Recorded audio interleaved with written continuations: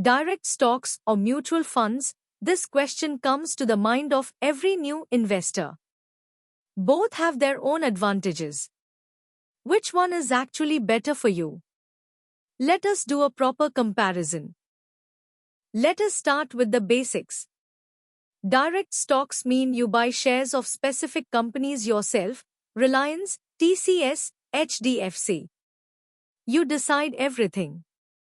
Mutual funds pool money from thousands of investors, a professional fund manager handles it, and you instantly get diversification across 50 or more stocks, starting with just 500 rupees per month through SIP.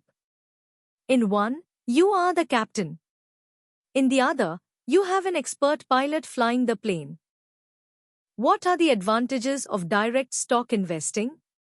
You have full control over every decision.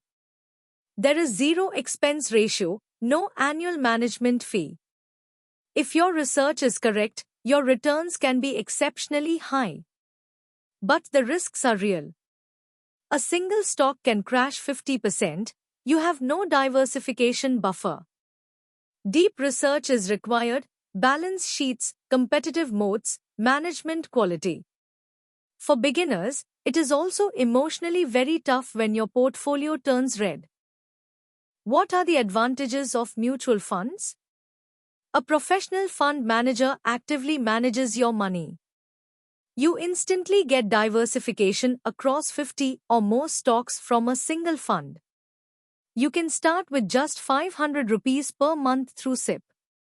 The cons? There is an expense ratio, typically 0.5 to 2.5% per year.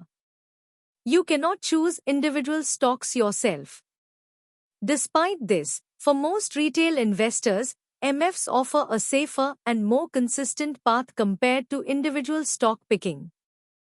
Let us compare side by side. Minimum investment, stocks can start at just 1 rupee, MF starts at 500 rupees per month via SIP. Management, you manage stocks yourself, an expert handles MFs risk, stocks carry single company risk, MFs are diversified. Returns, stocks can be higher if your research is right, MFs are consistent and predictable. Time commitment, stocks require daily monitoring, MFs allow a set-and-forget approach. Neither option is perfect for everyone, it depends on your goals and time available. So what is the verdict? If you are a beginner, start with mutual funds. Set up a SIP, stay consistent, and let your portfolio grow steadily. Once you have built investment experience and knowledge, start adding direct stocks gradually. Both can coexist in your portfolio. But the most important thing of all is consistency. Most investors fail not at stock picking but at staying consistent through market ups and downs. 3 key takeaways. 1.